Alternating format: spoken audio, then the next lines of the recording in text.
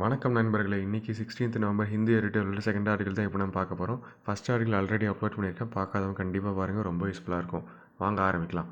Crossed wires, அதாவது இந்த ஆர்டிகளோட theme என்ன அப்படின்னு பார்த்தீங்கன்னா, ஆன் டெலிகாம் இண்டஸ்ட்ரி கிரைசிஸ். அதாவது டெலிகாம் இண்டஸ்ட்ரீஸில் வந்து இருக்கிற அந்த நெருக்கடியை தான் வந்து அதை பற்றின ஆர்டிகல் தான் இது அப்படின்னு சொல்கிறாங்க. For the next way of growth through digitalisation telecom regulation must be fair. அதாவது நம்ம நாட்டோட முக்கியமான ஒரு வளர்ச்சியாக வந்து எதை சொல்கிறாரு அப்படின்னு பார்த்திங்கன்னா டிஜிட்டலைசேஷன். ஸோ அதுக்கு வந்து டெலிகாம் இண்டஸ்ட்ரியில் அந்த தீர்வு, அதாவது நான் அந்த டெலிகாம் இண்டஸ்ட்ரியோட அந்த நடவடிக்கைகள்லாம் வந்து கரெக்டாக இருக்கணும். அப்போ தான் வந்து நம்ம அடுத்த கட்ட வளர்ச்சிக்கு வந்து அது உதவியாக இருக்கும் அப்படின்னு சொல்கிறாங்க. Two leading and important players in the telecom industry, Bharti Airtel and Vodafone Idea, have reported historic losses in the second quarter of this fiscal. அது ரெண்டு முக்கியமான டெலிகாம் இண்டஸ்ட்ரியில் ரெண்டு முக்கியமான கம்பெனிகளான பாரதி ஏர்டெலும் வோடஃபோன் ஐடியாவும் கிட்டத்தட்ட வந்து வரலாறு காணாத ஒரு நஷ்டத்தை வந்து காமிச்சிருக்காங்க. ரெண்டாவது காலாண்டில் வந்து மிகப்பெரிய நஷ்டத்தை காமிச்சிருக்காங்க அப்படின்னு சொல்கிறாங்க. Vodafone idea has declared a loss of 50,922 crore while Bharti Airtel has reported a loss of 22,830 crores. அதாவது வோடஃபோன் ஐடியா வந்து கிட்டத்தட்ட 51,000 கோடி லாஸும், பாரதி ஏர்டெல் வந்து 22,830 கோடி வந்து நஷ்டமும் இருக்குது அப்படின்னு சொல்கிறாங்க. The losses were due to provisions that the two companies had to make following an adverse verdict in their Supreme Court battle with the government over the definition of aggregate gross revenue. அதாவது adverse அப்படின்னு என்னென்னு பார்த்தீங்கன்னா, ஒரு எதிரான, அதாவது பாதகமான செயல்னு சொல்லுவாங்கள்ல, அதுதான். அதாவது இந்த ரெண்டு கம்பெனி வந்து இவ்வளோ நஷ்டம் அடைஞ்சதுக்கான முக்கியமான காரணம் என்ன அப்படின்னு பார்த்தீங்கன்னா, சுப்ரீம் கோர்ட்டு கூட ஒரு பிரச்சனை இருந்தது கவர்மெண்ட்டு கூட. அது என்ன பிரச்சனை அப்படின்னு பார்த்தீங்கன்னா, அக்ரிகேட் கிராஸ் ரெவன்யூ. அதாவது இப்போ ஒவ்வொரு கஸ்டமர்கிட்ட இருந்து எவ்வளோ அமௌண்ட் வருது அது மூலிமா அப்படின்னு சொல்கிறாங்க பார்த்தீங்களா. ஸோ அதை பற்றின ஒரு பிரச்சனையில் ஒரு பாதகமான செயல்னால தான் வந்து இந்த லாஸ் வந்து நஷ்டம் வந்து அவங்களுக்கு வந்து வந்திருக்கு அப்படின்னு சொல்கிறாங்க. The two companies have also warned that if the government does not offer them relief on the demand to pay arrears of revenue share along with interest and penalty, adding up to about rupees 80,000 crore between them, their very existence as a going concern will be in doubt. So இப்போ வந்து இந்த ரெண்டு company வந்து ஒரு warning கொடுத்துருக்காங்க. அதாவது கவர்மெண்ட்டுக்கு வந்து ஒரு எச்சரிக்கை மாதிரி பண்ணியிருக்காங்கன்னு வச்சுக்கோங்க. ஸோ அது என்ன அப்படின்னு பார்த்தீங்கன்னா, இப்போ வந்து ஏற்கனவே வந்து அவங்க ரெவன்யூ வந்து மொத்தம் ரெவன்யூவோட சேர்த்து எல்லாமே பார்த்தீங்கன்னா, அவங்களுக்கு அந்த விதித்த அந்த ஃபைனு அதெல்லாம் மொத்தம் வந்து கிட்டத்தட்ட 80,000 கோடி வருது. அந்த பிரச்சனையில் வந்து 80,000 கோடி நிலுவையில் இருக்குது அப்படின்னு சொல்லுவாங்களா தான். ஸோ அந்த அமௌண்ட்டை வந்து கவர்மெண்ட் வந்து செட்டில் பண்ணல அப்படின்னா வந்து அவங்க ரெண்டு கம்பெனி இருக்கிற இடமே இல்லாமல் போயிடும் அப்படின்னு சொல்கிறாங்க. In short, what the companies are saying is that they would collapse. Vodafone in particular has said that it will have no option but to exit India. Collapse அப்படின்னு என்னென்னு பார்த்தீங்கன்னா, சரிந்து விழுதல்னு சொல்லுவாங்களே, அதுதான். அதாவது இந்த ரெண்டு கம்பெனி வந்து இந்த பிரச்சனையிலேருந்து ரொம்ப கடன் அதிகமாக இருக்குது பார்த்தீங்களா. ஸோ இந்த பிரச்சனையிலேருந்து மீளல அப்படின்னா வந்து அவங்க கம்பெனி வந்து சரிஞ்சு விழுந்துரும் அப்படின்னு சொல்கிறாங்க. முக்கியமாக வந்து வோடஃபோன் வந்து இந்த நாட்டை விட்டு வெளியே போகிற நிலைமைக்கு வந்து ஆயிரும் அப்படின்னு சொல்கிறாங்க. It is true that industry in general minus Reliance Jio and Bharti Airtel and Vodafone Idea in particular are under severe stress and do deserve helping hand from the government. அதாவது டிசர்வ் அப்படின்னா என்ன அப்படின்னு பார்த்தீங்கன்னா, தகுதியுடைய அப்படின்னு சொல்கிறாங்களா. டிசர்வ்னா நான் தகுதிக்கு ஏற்ற மாதிரி எதுன்னு சொல்லுவாங்களா, அதுதான். அதாவது முக்கியமாக வந்து இந்த டெலிகாம் இண்டஸ்ட்ரியில் வந்து முக்கியமான இது யார் பார்த்தீங்கன்னா, ரிலையன்ஸ் ஜியோ தவிர பாரதி ஏர்டெலும் வோடஃபோன் ஐடியா, முக்கியமாக வோடஃபோன் ஐடியா வந்து ஒரு பெரிய அழுத்தத்தில் இருக்காங்க. ஸோ அவங்க வந்து அவங்களுக்கு தேவையான அந்த அவங்க தகுதியுடைய ஒரு ஹெல்ப் உதவி வந்து கவர்மெண்ட் பண்ணால் தான் வந்து இந்த விஷயத்துலேருந்து அவங்க மீள முடியும் அப்படின்னு சொல்கிறாங்க. But the question to ask here is, why did they not provide for the liability in their balance sheet over the years? liability அப்படின்னு என்னென்னு பார்த்தீங்கன்னா, கடன் சுமைன்னு சொல்லுவாங்கள்ல, அதை தான் வந்து liability அப்படிங்கிறது. ஸோ முக்கியமான கேள்வி என்ன அப்படின்னு பார்த்தீங்கன்னா, இத்தனை நாள் வந்து இவங்க வந்து அவங்களோட அந்த பேலன்ஸ் ஷீட் இருக்குல்ல, அந்த ஒவ்வொரு காலாண்டுலேயும் வந்து அவங்க அந்த பேலன்ஸ் ஷீட்டு வரவு செலவு கணக்கெலாம் இது பண்ணுவாங்கள்ல. ஸோ அதில் வந்து இவ்வளோ கடன் இருக்கிறத வந்து இத்தனை வருஷம் அவங்க காட்டல அப்படின்னு கேட்குறாங்க. Conservative accounting demands that contingent liabilities be provided for. Contingent அப்படின்னு என்னென்னு பார்த்தீங்கன்னா, தொடர்ச்சியாக நடக்கிறது ஒன்று இருக்குது பார்த்தீங்களா, அதை தான் வந்து கண்டிஞ்சன்ட் அப்படிம்பாங்க. ஸோ வந்து அந்த அக்கௌண்டிங், அதாவது அந்த அக்கௌண்ட்டில் வந்து அந்த வரவு செலவு கணக்கில் வந்து இந்த மாதிரி வந்து தொடர்ச்சியாக இந்த மாதிரி வந்து நஷ்டம் வர்றதை வந்து கடன் சுமை இருக்கிறத வந்து கண்டிப்பாக காட்டணுங்கிறது தான் வந்து அந்த கணக்கோட அந்த வரவு செலவு கணக்கோட ஒரு முக்கியமான அம்சம். ஸோ இத்தனை நாள் ஏன் அதை வந்து காட்டாமல் இருந்திருக்காங்க அப்படின்னு கேட்குறாங்க. The sudden pressure on their financials could have been avoided if they had made a provision in their balance sheet for the liabilities stemming from a possible adverse verdict in the case.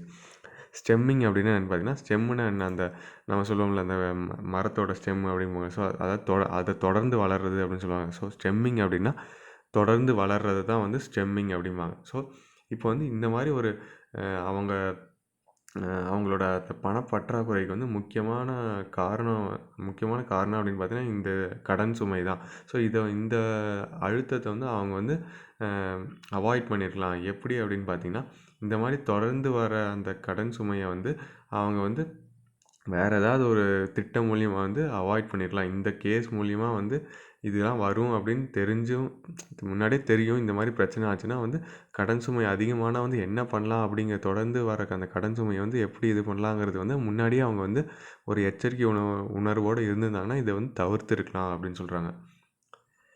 That said, it is clear that it is now for the government to step in. So இந்த மாதிரி பிரச்சனை இருக்கிறதுனால இது வந்து government வந்து அரசாங்கம் வந்து இந்த பிரச்சனையில் உள்ள வந்து அவங்களுக்கு வந்து ஒரு நல்ல வழியை காட்டணும் அப்படின்னு சொல்கிறாங்க.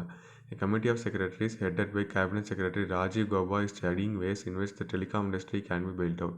அது முக்கியமாக வந்து கேபினெட் இதுக்கு வந்து ஒரு கமிட்டி ஒன்று உருவாக்கியிருக்காங்க. ஸோ அதாவது டெலிகாம் இண்டஸ்ட்ரி என்னென்ன பிரச்சனையில் இருக்குது, ஸோ அதை வந்து வெளியே எப்படி கொண்டு வரலாம் அப்படிங்கிறதுக்கு வந்து ஒரு கமிட்டி வந்து உருவாக்கியிருக்காங்க. அதோட ஹெட் யாருன்னு பார்த்தீங்கன்னா ராஜீவ் கௌபா அப்படிங்கிறாங்க. While one waits for what this committee will come up with, the fact is that the industry needs another round of reforms right away.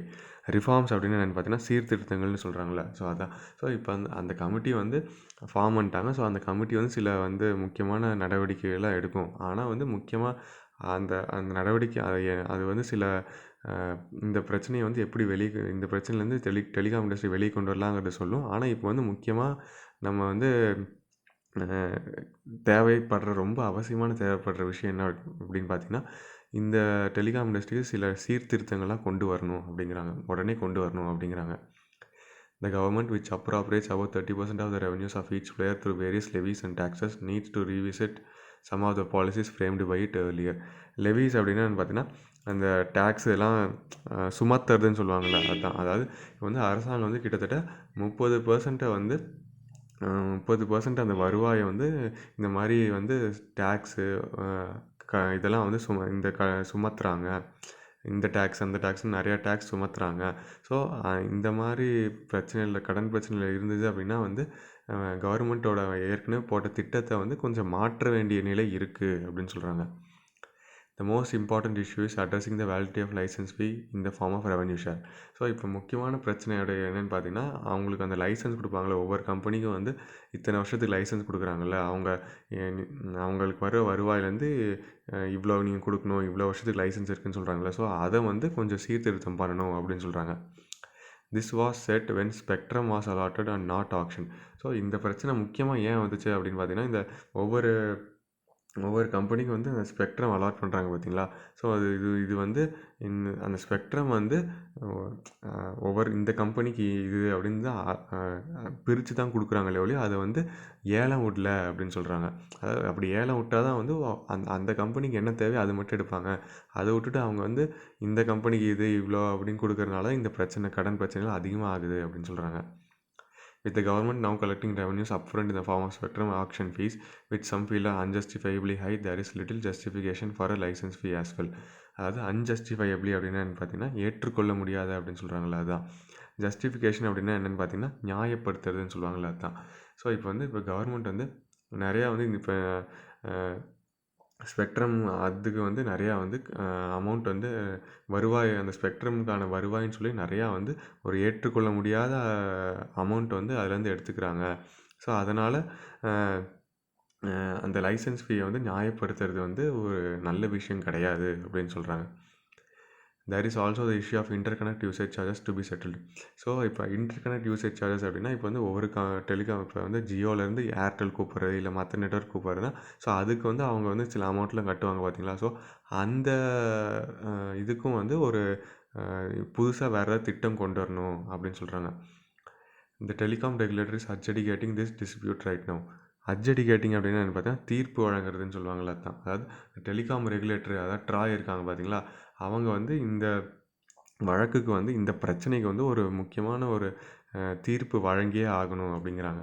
Docking of the regulator, the government also needs to look into the fairness of regulatory policies and approaches and ensure that they are unbiased. Unbiased அப்படின்னு என்னென்னு பார்த்தீங்கன்னா பாரபட்சமற்ற அப்படின்னு சொல்கிறாங்களா தான். அதாவது அந்த TRAI இருக்காங்க பார்த்தீங்களா, அவங்களும் அரசாங்கமும் வந்து இந்த மாதிரி சில வந்து பாலிசிஸ்லாம் இருக்குது பார்த்தீங்களா, திட்டங்களாக இருக்குது பார்த்தீங்களா, அதெல்லாம் வந்து எல்லாத்துக்குமே வந்து எந்த ஒரு பாரபட்சம் இல்லாமல் வந்து காமிச்சா தான் வந்து இந்த டெலிகாம் இண்டஸ்ட்ரி வந்து ஒரு நல்ல வளர்ச்சி அடையும் அப்படின்னு சொல்கிறாங்க. The telecom industry is crucial to India's next wave of growth through digitalization, and the government should not be blinded by short-term revenue considerations that imperil long-term prospects. Imperil அப்படின்னா என்ன பார்த்தீங்கன்னா ஒரு ஆபத்துக்கு உள்ளாக்கி விடும்னு சொல்லுவாங்களே, இது வந்து ஒரு பெரிய பிரச்சனையில் இருக்குது அப்படின்னு சொல்லுவாங்க, பிரச்சனையை ஆக்கிரும் அப்படின்னு சொல்லுவாங்களே, அதுதான் இம்பெரில் அப்படிங்கிறாங்க. ஸோ இதில் என்ன சொல்ல வராங்க அப்படின்னா அந்த ட்ராய் வந்து இந்தியாவோட அடுத்த கட்ட வளர்ச்சி அப்படின்னா எதனால் வரப்போகுது அப்படின்னு பார்த்தீங்கன்னா இந்த டிஜிட்டலைசேஷன் மூலியமாக தான் வரப்போகுது. ஸோ அதனால் கவர்மெண்ட் வந்து இந்த குறுகிய காலத்தில் வரப்போகிற இந்த வருவாயை வந்து மனசில் வச்சுக்கிட்டு லாங் டேர்ம் அதாவது ஃப்யூச்சரில் வந்து இதனால் வந்து பெரிய பிரச்சனை ஆயிடக்கூடாது. இப்போ வந்து நிறையா வந்து அமௌண்ட் வருது அப்படிங்கிறதுக்காக ஃப்யூச்சரில் வந்து இது வந்து இதையே வந்து ஒரு பிரச்சனையாக ஆயிடக்கூடாது அப்படிங்கிறதுல வந்து கவர்மெண்ட்டும் ட்ராயும் வந்து ஒரு வேறு ஒரு நல்ல திட்டத்தை ஏற்படுத்தி இந்த டெலிகாம் இண்டஸ்ட்ரியை வந்து இந்த பிரச்சனையிலேருந்து மீட்கணும் அப்படின்னு சொல்கிறாங்க. இதான் மக்களே இந்த செகண்ட் ஆர்டிக்கல். கீழே அந்த லிங்க் கொடுத்துருக்கேன், அதில் போய் பார்த்தீங்கன்னா இந்த வீடியோ பார்த்து நீங்கள் அந்த லிங்க் பார்த்தீங்க அப்படின்னு வச்சுக்கோங்களேன், உங்களுக்கு வந்து இந்த எடிட்டோரியல் எவ்வளோ ஈஸியாக இருக்குன்னு உங்களுக்கே தெரியும். நன்றி, வணக்கம்.